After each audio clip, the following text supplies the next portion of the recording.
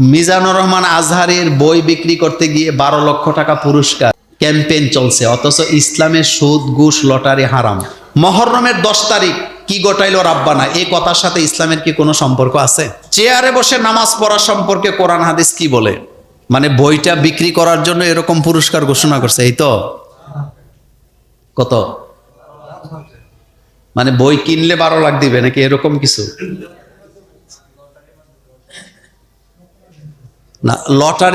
লটারির ব্যাপারে একদিন বুঝাইছিলাম আপনাদেরকে, মনে আছে? লটারি জায়েজ, তবে সবার অধিকার থাকতে হবে। রাসূল সাল্লাল্লাহু আলাইহি ওয়াসাল্লাম স্ত্রীদের ব্যাপারে লটারি করতেন। হযরত ইউনূস আলাইহিস সালাম তিনি যে মাছের পেটে চলে গেছেন, তার আগে লটারি হয়েছে নাকি হয় নাই? এই লটারিটা জায়েজ হবে কেন? কারণ তারা আপনার কাছ থেকে কোনো টাকা নেয় নাই। নিছে না, আপনি বই কিনছেন, এটা নির্ধারিত মূল্যেই কিনছেন।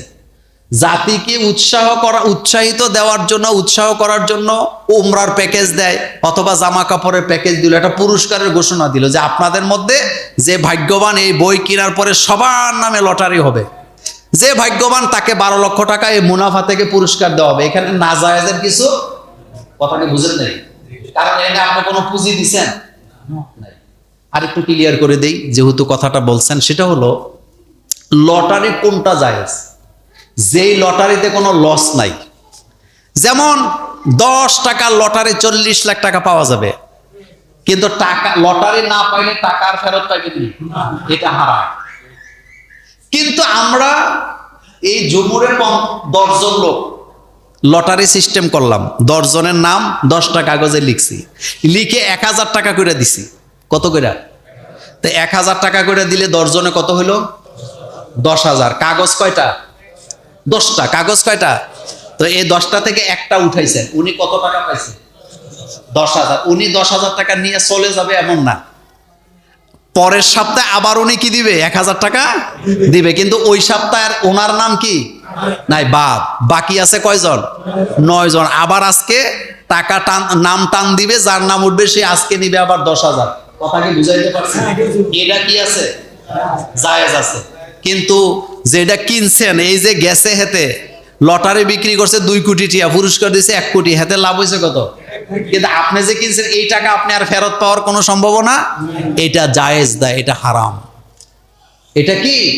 আর এখানে যেটা এটা ভালো, এটা তো বইটা আপনি যাতে কিনেন, কোরআন যাতে মানুষেরা পড়ে, উৎসাহ দেওয়ার জন্য এটা করা হয়েছে। আমি মনে করি এটা ভালো উদ্যোগ, এটা আরো বেশি বেশি করে করা উচিত। তাহলে মানুষে বইটা কিনলেন, এখানে আপনার কোনো কি নাই, লস নাই, কিন্তু আপনি কিনলেন, এই কিনার কারণে উৎসাহ দেওয়ার জন্য আপনাদেরকে এই ঘোষণাটা দেওয়া হয়েছে, অন্য কোনো কারণ নাই। আমি মনে করি এটা জায়েজ আছে। এমন হইতে পারে যে আমি একটা বই বিক্রি করতেছি, অথবা একটা পোশাক এর দোকান আমার আছে, আমি সিদ্ধান্ত নিলাম যে আমি 1000 পাঞ্জাবি বিক্রি করব, এখান থেকে লাভের একটা অংশ দিয়া এই 1000 লোকের থেকে একজনকে লটারির মাধ্যমে উমরায় পাঠাবো। এখানে নাজায়েজের কিছু কি নেই। মহররমের 10 তারিখ কি ঘটাইলো রাব্বানা, এই কথার সাথে ইসলামের কি কোনো সম্পর্ক আছে? কোনো সম্পর্ক নেই। মহররমের 10 তারিখে কি ঘটাইলো রাব্বানা, এ কথা বললা আল্লাহকে আসামি করা হয়। কাকে আসামি করা হয়? মহররমের ঘটনা যে ঘটবে এটা আগেই জানে কে? আসতে কয়। ইমাম হুসাইন যে শহীদ হবে, রাসূল সাল্লাল্লাহু আলাইহি ওয়াসাল্লাম এটা ভবিষ্যৎবাণী করে গেছে। এটা আমাদের দেশের অনেকে এই ব্যাপারে গবেষণা করেন না। রাসূল সাল্লাল্লাহু আলাইহি ওয়াসাল্লাম ভবিষ্যৎবাণী করে গেছেন তিনি যে শহীদ হবেন। ভবিষ্যৎবাণী করছে কে? ইঙ্গিত দিয়ে গেছে রাসূল যে শহীদ হবেন। আচ্ছা বলেন তো, হযরত ওমর রাদিয়াল্লাহু আনহু শহীদ হয় নাই? কথা কন না কেন? হয়েছে কি না? সুতরাং শহীদ হওয়াটা রাসূলের নাতি হিসাবে এটা রাসূল আগে ইঙ্গিত দিয়ে গেছে, তিনি শহীদ হবেন, মানে তিনি যে হকের পক্ষে শহীদ হবেন এই ঘোষণাও রাসূল সাল্লাল্লাহু আলাইহি ওয়াসাল্লাম দিয়ে গেছে। কোন ঘটনার জন্য আল্লাহকে দায়ী করা যায় না, কারণ এটা আল্লাহর সৃষ্টি পদ্ধতি। বলেন এটা কি পদ্ধতি? আচ্ছা আমাদের কানের মধ্যে ছিদ্র কয়টা? এদিকে একটা এদিকে একটা, 2টা কান না? তো ছিদ্র কয়টা? তা আপনি বলবেন যে ছিদ্রগুলা দরকার কি ছিল? হইছে? মুহররমের 10 তারিখে কি ঘটাইলো রাব্বানা, তা আল্লাহ ঘটাইছে ঘটনা, তুমি আল্লাহরে আসামি করতেছ? শহীদ হওয়া এটা আমাদের একটা তামান্না না? তামান্না। আমাদের দেশে একটা গান গায়, উড়িয়া ঝাউরে জোরের কবুতর, মা ফাতেমায় কাইন্দা কয়, আজ বুঝি কারবালার আগুন লেগেছে মোর কলিজা। কিন্তু আপনি কি জানেন কারবালার ঘটনা ঘটার 40 বছর আগেই হযরতে ফাতেমা রাদিয়াল্লাহু আনহা ইন্তেকাল করছে। কথা বুঝে না?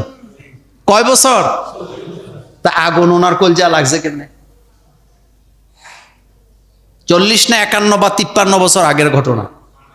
তো হযরতে ফাতেমা রাদিয়াল্লাহু আনহা ইন্তেকাল করছে রাসূল সাল্লাল্লাহু আলাইহি ওয়াসাল্লামের ইন্তেকালের 6 মাস পরে, আর কারবালার ঘটনা ঘটছে 50-52 বছর পরে। গান বানাইছে ফাতেমা নাকি কান্দা কান্দা কয়, আজ বুঝি কারবালার আগুন লাগিছে মোর। এরকম বন্ডামি আছে না? আগে এরকম জারিও আছিল, কয় ফাতেমা কি বলে, কুলসুম কি করছে, জিয়াফত করছে, কিন্তু কারে দাওয়াত দেয় নাই। আস্তাগফিরুল্লাহ, নাউজুবিল্লাহ। তা আপনি বুঝাইতেছেন রাসূল সাল্লাল্লাহু আলাইহি ওয়াসাল্লামের মেয়েদের মধ্যে হিংসা ছিল? নাউজুবিল্লাহি মিন যালিক। রাসূল সাল্লাল্লাহু আলাইহি ওয়াসাল্লামের মেয়ে কয়জন? এদিকে তাকান, কয়জন? সবাই জান্নাতি। বলেন সবাই কি?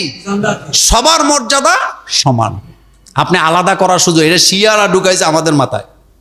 আমাদের মাথায় শিয়ারা ঢুকাইছে রাসূল ইসলামের 4 মেয়ে 4 জনই জান্নাতি। আরো আশ্চর্য হবেন, রাসূল ইসলাম 2 মেয়ে হযরত উসমানের কাছে বিয়ে দিছে। হযরত উসমানের ব্যাপারে রাসূল বলেন, জিন্নুরাইন, আমার যদি আরেকটা মেয়ে থাকতো ও, আর সেটা যদি উসমান যদি জীবিত থাকে, আমার যদি আরেকটা মেয়ে থাকে, আমার মেয়েরা যদি ইন্তেকাল করে, আমি সেই মেয়েটা উসমানের কাছে বিয়ে দেব। আর আপনি জারি গান শুনে কাঁদতেছেন যে উসমানে আর কুলসুমে দাও কি বলছে, জিয়াফত করছে, ফাতেমারে কি দেয় নাই?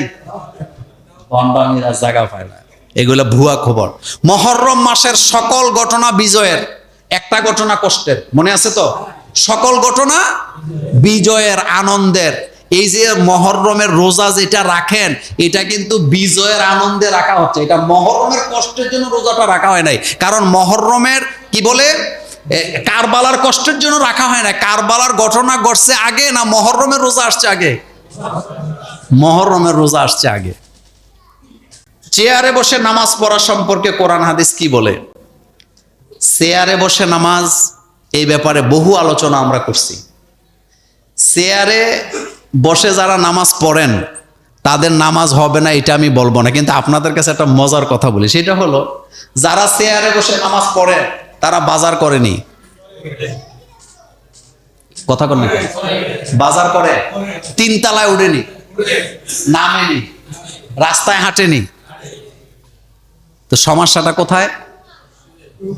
আচ্ছা, আমাদের দেশে একটা কথা আছে, ওজোরের কোনো মাসালা না। এটা ঠিক না, ওজোরের জন্যই মাসালা। ওজোর যেখানে মাসালা, কেউ যদি তার পা বাঁকা করতে না পারে, মনোযোগ আছে নি? কেউ যদি তার পা বাঁকা করতে না পারে, অথবা নিচে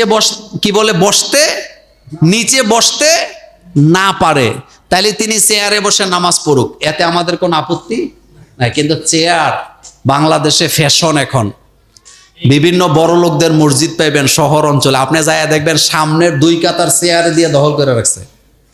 এরকম আসেনি? এরকম যারা করে গণহারে চেয়ার নিয়ে মসজিদের সবগুলা মসজিদ থেকে চেয়ারগুলো বাইর করে দেওয়া দরকার।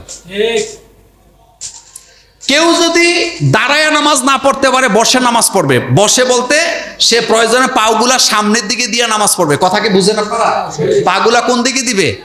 সামনের দিকে দিয়ে নামাজ আদায় করবে। যদি বৈশা পড়তে না পারে, শুইয়া নামাজ আদায় করবে। কিন্তু গণহারে চেয়ার মসজিদে ঢুকানো যাবে না। একান্তই যদি না পারেন, তিনি চেয়ারে বসবেন। কিন্তু এটাকে কি করা যাবে না, আমলে পরিণত করা। কথা কি বুঝাইতে পারছি? চেয়ারে বসে নামাজ পড়ার কোনো বিধানই নেই, হুকুমও নাই। আপনি হয় বসে পড়বেন, নাহলে শুয়ে শুয়ে পড়বেন। এই হুকুম কার? আল্লাহ রাসূলের। এই হুকুম কার? আল্লাহ রাসূলের। কিন্তু আমাদের দেশে উনি রিটায়ার্ড করছে, কয়েক কোটি টাকার মালিক, 6 তলা বাড়ি করছে, মসজিদেও 2-3 লাখ টাকা দিছে। এখন উনি রিটায়ার্ড পার্সন অফিসার, উনি তো নিচে দাঁড়ায় নামাজ পড়া মানায় না, এখন উনি চেয়ারে বসে বসে নামাজ আদায় করে। এরকম আসেনি? একজন নেতা মানে দেশের খাদেম, কথা কি ঠিক? তা আপনাদের বুড়িচাং বাউনফাড়া মিলে একজন এমপি, কয়জন? হেতে যদি নামাজি চেয়ারে বইয়া পড়ে তো হেতে এত বড় এলাকা সেবা করবো কেমনে আপনি বলেন তো? সাইয়্যিদুল কওমি খাদেমুহু, এলাকার নেতা হলো এলাকার খাদেম। বলেন এলাকার নেতা এলাকার কি? উনি চেয়ারে বইয়া নামাজ পড়ে, ঈদের নামাজে যে চেয়ারের মধ্যে বয়ে থাকে, মনে হয় যেন মূর্তি বসে আছে। এভাবে গণহারে চেয়ারে নামাজ পড়া কি নাই? জায়েজ নাই। কিন্তু একান্তই যদি না পারে সেটা কি ভিন্ন কথা, কিন্তু নামাজ কি বাদ দেওয়া যাবে? নামাজ বাদ দেওয়া যাবে না।